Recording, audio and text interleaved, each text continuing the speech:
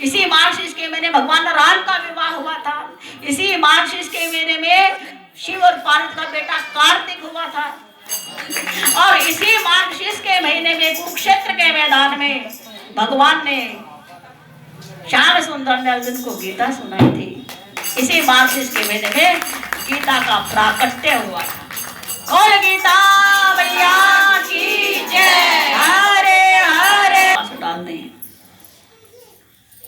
जब जब आप थक जाओ, जब जब आप भ्रमित हो जाओ, जब जब आप मार्ग भूल जाओ, जब जब आपको थकावट हो, जब जब आपकी बुद्धि चकरा जाए, जब जब शरीर में रोग हो, जब जब मन में शोक हो, जब जब आप घने अंधकार में डूबे, एक छोटा सा शास्त्र गीता हमें पूरा मार्गदर्शन भी करता है, रक्षा भी करता है, दिल में आनंद भी भरता है, चित्त में प्रसन्नता भरता है। क्यों? इति श्रीमद् भगवत गीता। ये गीता उपनिषद, सारे उपनिषदों का सार है, ब्रह्म विद्या है, योग शास्त्र है, श्री कृष्ण अर्जुन का संवाद है। उपनिषदों का सार 108 उपनिषद, उनका सार गीता में है। और गीता कहाँ गाई गई? युद्ध के मैदान में। अर्थात युद्ध के मैदान में भी ज्ञान की चर्चा करें तो युद्ध भी जीत जाओगे।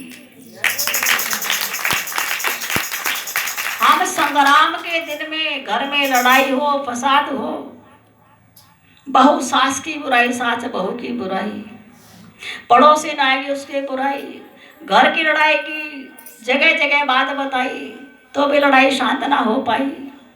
अगर उस लड़ाई में गीता पढ़ने बैठ जाओगे तो ऐसी बुद्धि भगवान तुम्हारे बुद्धि में कर देंगे कि तुम्हारा क्रोध खत्म हो जाएगा। क्यों? जहां दो मूर्ख हो वहां लड़ाई संभव है।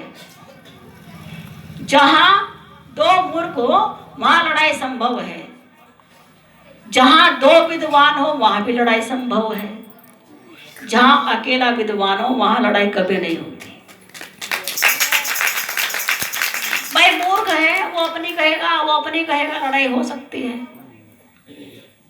जहां दोनों ही विद्वान हो उन्हें अपना अहंकार छा सकता है। अरे नहीं तेरी बात ये दे, वो उसकी बात काट देगा, शास्त्र का उदाहरण देकर उसकी बात काट देगा। लेकिन जहां एक मूर्ख हो और एक विद्वान हो वहां कभी लड़ाई नहीं हो सकती।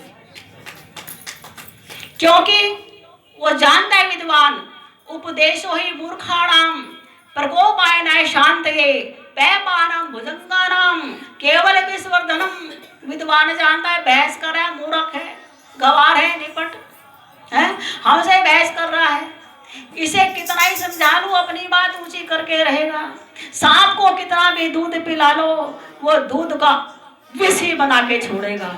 इसलिए मूर्खों के सिर क्या उलझूं, तू ही चुप रह ले, एक चुप 100 को हराता है। ये बात हमें गीता बताती है। गीता बताती है कि कितना छोटे से छोटा कारज हो और कितना बड़े से बड़े कारज हो, बिना गुरु के बात नहीं बनती। अपने गुरु के चरण मत्था जरूर टेक लेना चाहिए। अगर किसी का गुरु दूर बैठा हो या किसी के गुरु ने देह भी त्याग दी हो तो गुरु की मूर्त हृदय में विचार के, उसका स्वरूप हृदय में ला करके मानसिक पूजन गुरु का कर दो, मानसिक गुरु को मत्था टिका लो तो गुरु बुद्धि सद्बुद्धि में ला देगा, गुरु बुद्धि ठीक कर देगा। गुरु के चरणों का प्रताप है। उस युद्ध के मैदान में भगवान ने अर्जुन को गीता सुनाई क्योंकि अर्जुन ने भगवान को अपना गुरु बनाया। अर्जुन ने भगवान को अपना गुरु बनाया तो भगवान ने गीता सुनाई। भगवान ने इसमें कर्म का उपदेश दिया, ज्ञान का उपदेश दिया, भक्ति का उपदेश दिया, मोक्ष का उपदेश दिया और कहा जो मेरा भजन करता है, प्रतिज्ञा की तेसाम मैं समुद्धरता, मृत्यु संसार सागरात भवानी ने चिरार्थ पार्थ मैया वेशित चेतसा। हे अर्जुन, तेसाम एक समुद्धरता, मैं संसार रूपी समुद्र से उसका उद्धार कर देता हूँ। मृत्यु संसार सागरात, मृत्यु रूपी संसार सागर से उसका उद्धार कर देता हूँ। किसका? जो मेरा भजन करता है। भवानी ने चिरार्थ पार्थ, लंबा समय नहीं लगाता, लंबा समय नहीं लगाता मैं उसका उद्धार करने, जो मेरा भजन करता है। तो निरंतर स्मरण करते रहना चाहिए।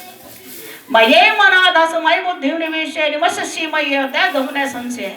जो मेरे में अपना मन मिलाता है, जो मेरा स्मरण करता है, मेरा ध्यान करता है, उसके हृदय में सूरज रूपी प्रकाश उदय कर देता हूँ। उसका मन रूपी अज्ञान रूपी अंधकार सारा भस्म कर देता हूँ। ज्ञान का सूरज उसके हृदय में जगा देता हूँ। उसे मैं अपनी कृपा रूपी प्रसाद देता हूँ, अपना प्यार उसके हृदय में स्थापित कर देता हूँ।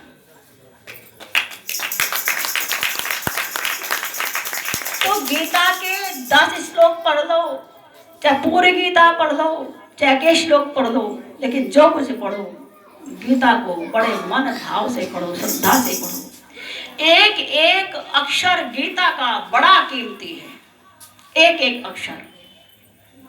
लोग कहते हैं हमारा ध्यान नहीं लगता, हमारा मन नहीं लगता, हम क्या करें?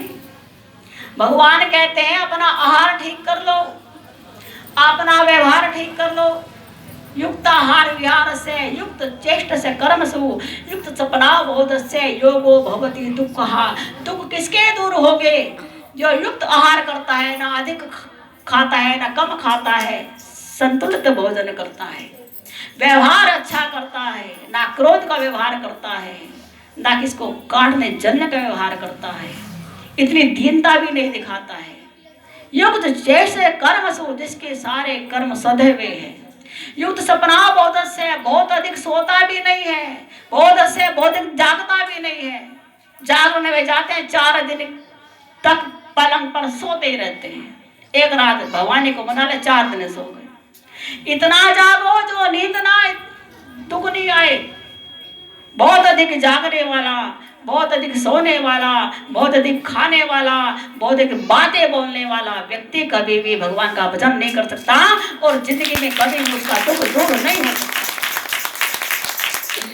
एक एक चीज भगवान बताते हैं बहुत सुंदर तरीके से। तो आज उन गीता जी का प्राकट्य है।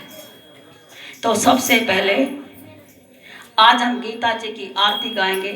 गीता जी के वचन तो बहुत बताने का मन है, पर गीता जी की आरती गाएंगे।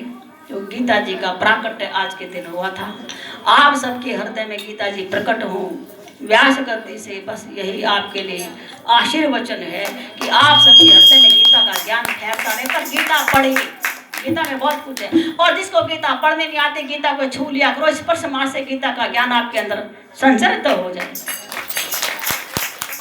जैसे पाषाण की मूर्ति, जैसे पाषाण की मूर्ति को आप भोग भी लगाते हो, आप स्पर्श भी करते हो, रोज यहाँ भी आते हो, यहाँ भी छूते हो, वहां भी छूते हो, तो आपके मन की चेतनता उनके अंदर चेतनता को जगा देती है।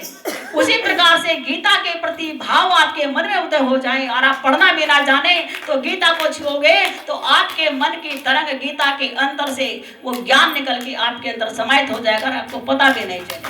बोल गीता मैया की जय। चलिए गीता जी की आरती।